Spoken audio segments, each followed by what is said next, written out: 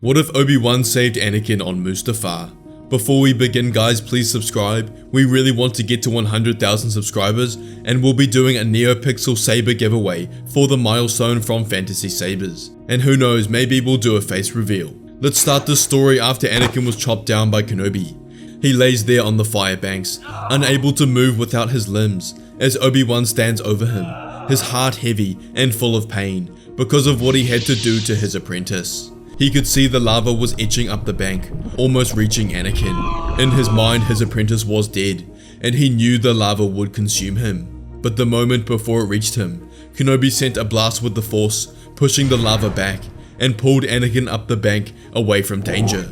He couldn't let Anakin die here. He had to save him from the dark side. It was his duty as his master and friend. He carries him back to the ship, screaming in pain, and places him next to Padme, who was coming in and out of consciousness, but managed to see her husband's face, which told her Obi-Wan hadn't killed him like he planned. He lands on Polis Massa and takes them both out on stretchers towards the medical facilities, each in separate bays. Padme had entered labor, whilst Anakin was undergoing intensive surgeries, getting replacement Durasteel limbs inserted to replace those Kenobi had just destroyed. Whilst Obi-Wan watches his apprentice with a veil of sadness over him, Yoda walks in and asks Kenobi what he's doing, that he was tasked to kill Anakin, not save him. But Kenobi told Yoda that he couldn't do it, that there's still a chance to save him. But Yoda orders Obi-Wan to move aside, so he can stop the medical droids and let Anakin die from his injuries. This just shows how lost Yoda was, abandoning the Jedi Code so blatantly after his failure to beat Palpatine. But Obi-Wan says this can't happen, that Anakin is his brother, and Kenobi stands his ground. Yoda realizes Kenobi's resolve is strong, and lets the medical droids restore Anakin. Meanwhile, Padme gives birth to Luke and Leia, and in this timeline, doesn't die from sadness, since she knows Anakin is safe and with them, and has hope that he can be saved from himself. The next day, Anakin is kept in the holding jail, whilst Organa, Obi-Wan, Yoda and Padme discuss what to do next. They know Padme must go into hiding, because the Emperor will no doubt want her children for himself, and decides to go to Alderaan with Bail Organa, and Yoda will accompany them for protection. Meanwhile, they decide what to do with Anakin, and Obi-Wan concludes that he's Anakin's responsibility since he saved him, and he's determined to redeem Anakin and bring him back from the dark side, and they will go in solitude to Tatooine, and will only return to the galaxy when he is successful. Everyone agrees, and they go their separate ways. Kenobi takes Anakin to one of the caves on the outskirts of Mos Eisley. Anakin is kept in confinement, with his Durasteel hands removed, and locked inside his own prison. He had a window to get sunlight from the outside world, but his cell door is a one-way glass, so Kenobi can see in, but Anakin cannot see out. During their time on Tatooine, Obi-Wan got hit hard with depression. Everything had gone wrong in his life, with the culmination being the fall of Anakin to the darkness, and the fact he was forced to dismember and almost kill him. He talks to Anakin every day about this. He can see his hot fiery Sith eyes, and will not leave Tatooine until he sees his ocean blue ones have returned. Kenobi starts by sharing his own suffering to Anakin, showing off his own pain to Anakin with his turn to the dark side, urging Anakin to confront how his choices have impacted others. He attempts to mirror his losses, drawing parallels between their losses, such as Qui-Gon's death, Anakin's mother, Satine's death, encouraging Anakin to recognize that revenge only deepens the pain rather than healing it. He asks Anakin if this is what he wanted, to become the very thing he swore to destroy. They talk a bit on Padme's values, her dedication to peace, democracy and compassion, and whether he could face his wife now, when his actions directly contradict this. Kenobi exposes the Sith's lies, dissecting Palpatine's manipulations, and how Anakin's fear and anger were exploits for Palpatine's gain, giving him false promises of power and control. Anakin not being able to talk to Obi-Wan forced him to confront everything he was saying. This went on for weeks, and every day Kenobi confronted Anakin with a different topic. He talks to him about his children, who are alive and well now, across the galaxy, and questions Anakin to think about the legacy he's leaving for Luke and Leia. The responsibility he had for them shouldn't be one of darkness, but light and compassion. He tells Anakin to reflect on the consequences of his choices, but that there is also a path to the light, to confront his guilt and forgive himself, something that Obi Wan is also having to do for letting Anakin turn. At this point, months have passed, Obi Wan slowly chipping away at the darkness inside of Anakin. He could feel it reducing. Anakin's fear had left him, and only anger remained. But after listening to Kenobi's opinions and point of view, he started to understand why he did what he had to do. It started to click in his mind that because Padme and his children survived without any assistance, that his dreams were wrong.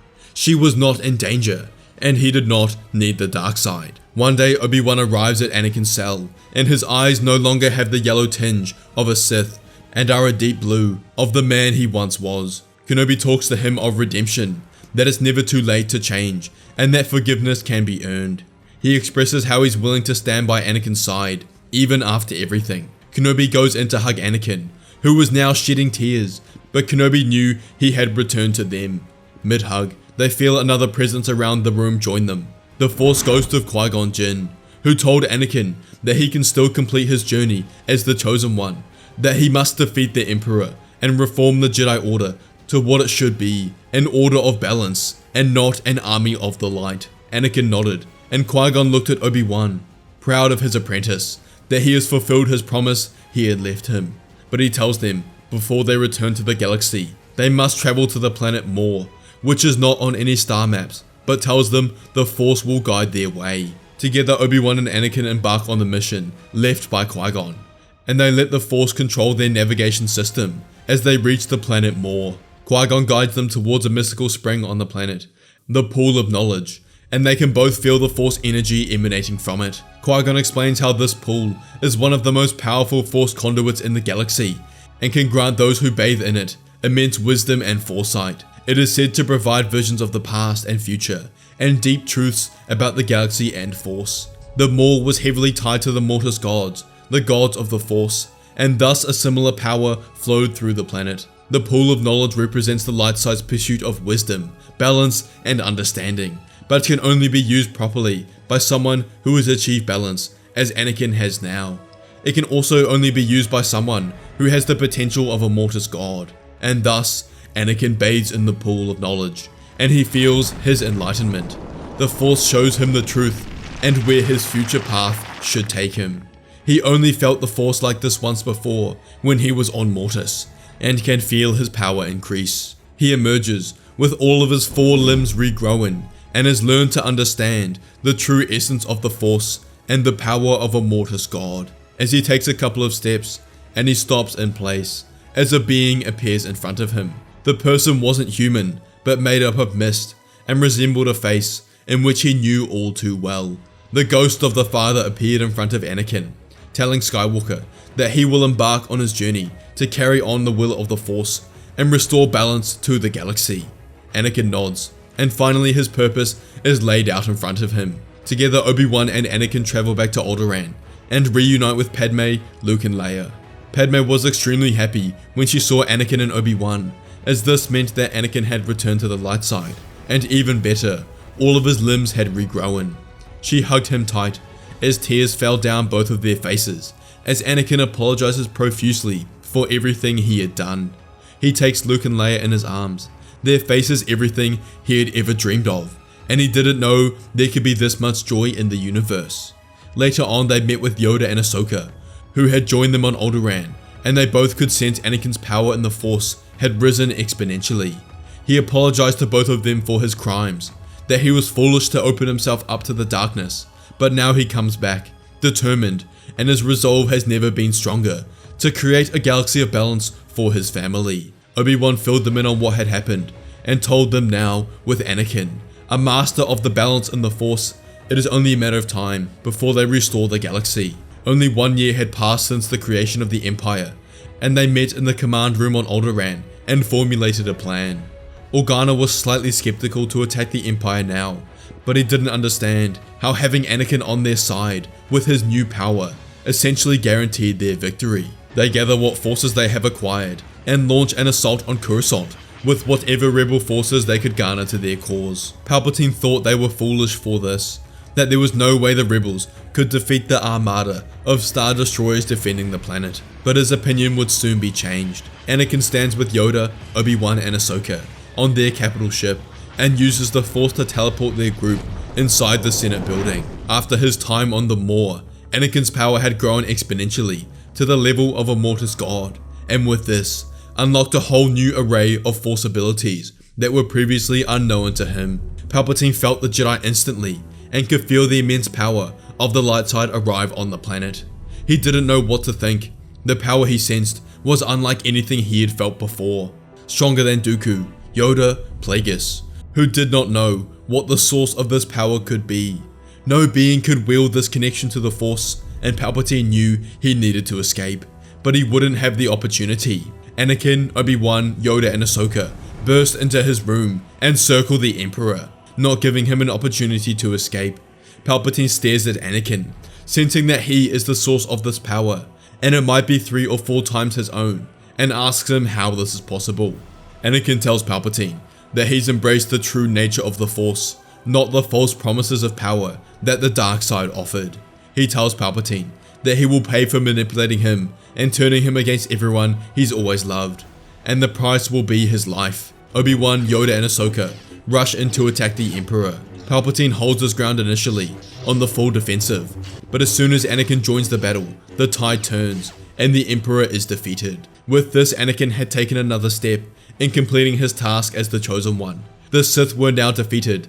He had to transform what remained of the Jedi Order into the Order of Balance that it once was. The Order of Ashla and Bogan that he saw when he was enlightened by the Pool of Knowledge. Together they took over the control station in his office and used this to send out an order to the clones defending the planet to stand down and let the rebel forces advance. Through this, the rebels took over the Imperial Senate and took all of Palpatine's loyalists and associates into custody, the ones that assisted in the formation of the Galactic Empire. They held a Senate meeting, proclaiming the Emperor's defeat with the arrest of Palpatine's close circle, and this was met with applause and cheers by the same people that cheered for Palpatine becoming the Emperor in the first place, but slowly realized the mistakes they had made. Over the following weeks, the Empire was transformed back into the Republic, with the restoration of democracy in the Senate.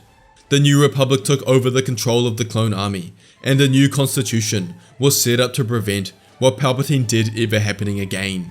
Meanwhile, Anakin and the rest of the Jedi restored the temple and sent out a new beacon around the galaxy to Force sensitives to proclaim that the Sith were defeated and the Jedi Order was being reborn.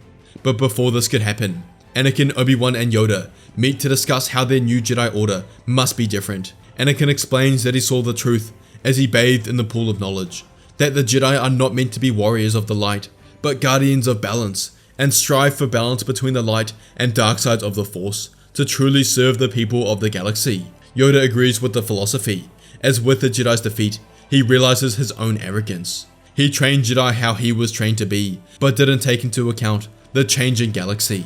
Anakin says they will draw up an entire new order of principles, restructure training regimes, and through this, will train an entire new generation of Jedi that will protect the galaxy. Slowly, more surviving Jedi return to Coruscant, and in the meantime, they assist in the establishment of the new Republic around the galaxy. During this time, Anakin lived with Padme and their children, slowly adjusting to having 2 babies at home. Padme rejoined the Senate, ensuring that the new Republic would fight for peace in the galaxy. After a year's time, the new Republic had been completely established, with Mon Mothma as Chancellor, and the implementation of many reformations that undid the damage that the Empire did to the galaxy. Corruption had been stomped out of the Senate, partially due to their actions, but also the absence of the Sith. The Jedi Order had also been restored, now backed by the new principles that Anakin had bestowed upon them. He was Grand Master of the Order, and with his council, Obi-Wan, Yoda, Ahsoka, and other Jedi, as well as Force Ghost Qui-Gon Jinn, who sometimes joined them to embark his wisdom. They acted separate from the Senate, acting as the true guardians of peace and balance in the galaxy. Luke and Leia were some of the first younglings to join, and Anakin trained them himself, and they would represent the new generation of Jedi that would ensure the Republic stood until the end of time. If you enjoyed this video, you have to watch what if Padme saved Anakin on Mustafar, or what if Anakin told Obi-Wan about Darth Plagueis the Wise. Don't forget to check out Fantasy Sabers for the best sabers on the market. Please subscribe, we're trying to reach 1,000 subscribers and we'll be doing a huge giveaway for the milestone, so your help would be appreciated.